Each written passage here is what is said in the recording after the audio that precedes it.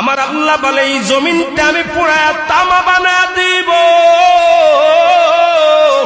এই জমিনের মধ্যে যত পানি আছে পানিগুলো আমি আল্লাহ পুরায়া ছাই বানা দিব। যেদিন কিচ্ছু বলতে কিচ্ছু থাকবে না, সেদিন থাকবে শুধু আমার আল্লাহ। আজকে কার জন্য সুদ খাও, কার জন্য ঘুষ খাও, কার জন্য ব্যভিচার করো, কার জন্য অন্যায় করো রে মন, কার জন্য তোমরা এত বাহাদুরি করো? আরে আজকে একটা কথা বলতে গেলে কষ্ট হয়। এই জমিনটা আল্লাহ পুরায়া তামা বানায়া দিবে। এই জমিনের মাটিগুলো পুড়ে হবে তামা। এই জমিনের যত পানি আছে পানিগুলো পুড়ে হবে ছাই। এই দুনিয়ার মধ্যে কিচ্ছু যেদিন থাকবে না, ওই তুরস্কের কত বাহাদুর, কত টাকাওয়ালা মিনিটের মধ্যে সমস্ত মানুষের আদর্শ না পাক, মদিনার নবীর আদর্শ কেন পাক? দুনিয়ার মানুষের আদর্শ না পাক হওয়ার কারণ তার চোখ দুইটা না পাক, তার হাতটা না পাক, তার দেমাগ না পাক। কারণ আমি না পাক কেন? বক্তা হইয়া চেয়ারে বসে মজার মজার বয়ান দিলাম, কিন্তু এই এলাকার মানুষ জানে না আমার হাতটা কি পরিমাণ গুনার কাজ করেছে, আমার জবানটা কি পরিমাণ অপরাধ করলো, আমার চোখ দুইটা কি পরিমাণ অন্যায় করেছে। এই এলাকার মানুষ যদি জানতো, আমার চেয়ারে বসে বয়ান করার সুযোগ দিত না। আল্লাহ কয়, বান্দা আমি তোর সম্মানটারে নষ্ট করি নাই। কারণটা কি জানো?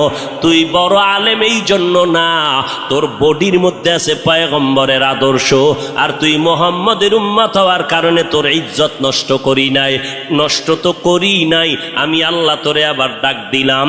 তওবার দরজায় ঈশা যদি 2 ফোঁটা চোখের পানি ছেড়ে আমি আল্লাহকে একবার আল্লাহ বলে ডাক দাও, লাব্বাইক বলে যদি তুই হাজিরা দাও, আমি আল্লাহ তোর জীবনের সব গুনাহগুলো মাফ করে দিব। কারণ আমি চাই না আমার মায়ার নবীর উম্মতেরা জাহান্নামে যাবে। কারণ একটা সেকেন্ডের আযাব আমার কোনো বান্দা সহ্য করার শক্তি হবে না। আম্মা জান আয়েশা বলেন, একদিন দেখি আমার মায়ার নবী আমার হুজরায় বসে গুনগুন গুনগুন করে কান্না করেন।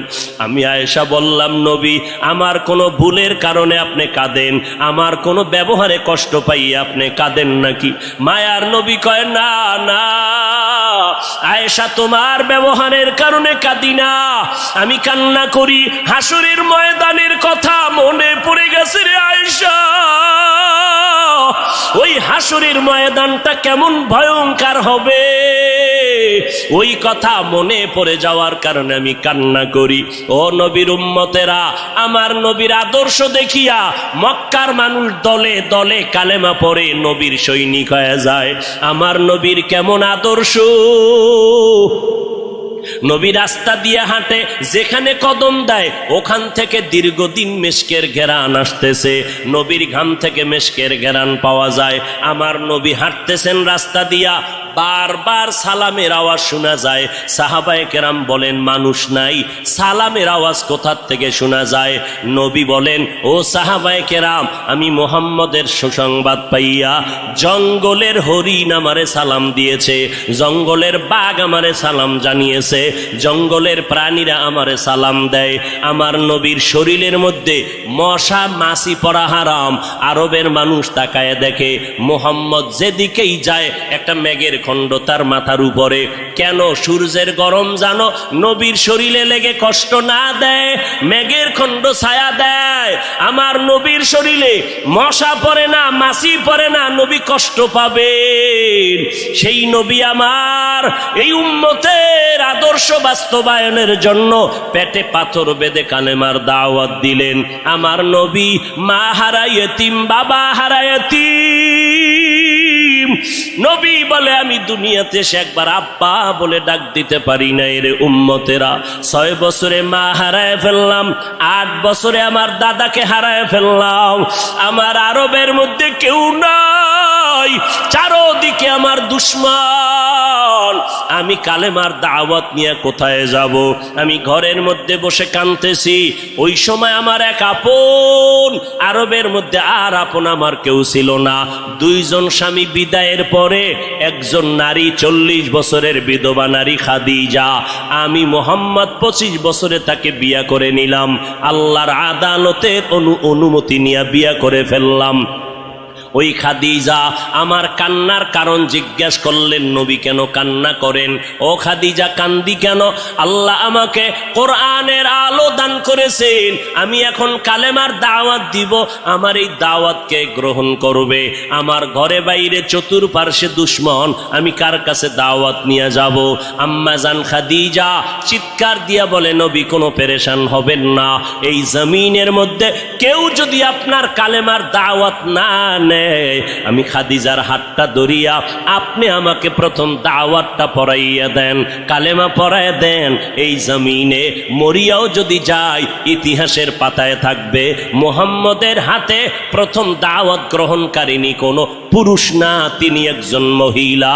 কিয়ামতের ময়দানে মদিনার নবী বলেন, জান্নাতের 8টা দরজা যখন খুলিয়া 4 জন নারীকে ডাকবে, আসো, জান্নাতের দরজা খোলা হয়ে গেছে, আসো। 4 জন নারীকে ডাকবে, তোমাদের কোনো হিসাব নাই, তোমাদের কোনো কিতাব নাই, তোমাদের কোনো পেরেশানি নাই, জান্নাতের 8টা দরওয়াজা, সব দরজা দিয়া ডাকবে, আসো, জান্নাতের হুর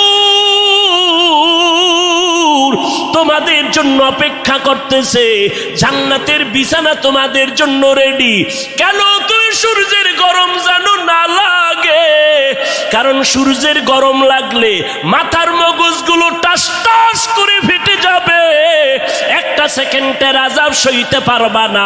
আসো, কোনো হিসাব নাই, জান্নাতের 8টা দরজা খোলা, কোন দরজা দিয়ে ঢুকবা? আসো। ও এলাকার মা বোনেরা, 4 জন নারীকে জান্নাতের 8টা দরজা ডাকবে, এর মধ্যে একজন নারী হবেন আমার নবীর কলিজার বিবি। 2 জন স্বামী বিদায়ের পরে বিধবা 40 বছরের নারী খাদিজা রাদিয়াল্লাহু তাআলা আনহা। ওই খাদিজা ডাক দিয়া কয়, ও নবী, আপনার হাতের কালেমার মুসলমান আমি একজন হয়ে গেলাম। নবী এবার কান্না বন্ধ করে বের হয়ে গেলেন।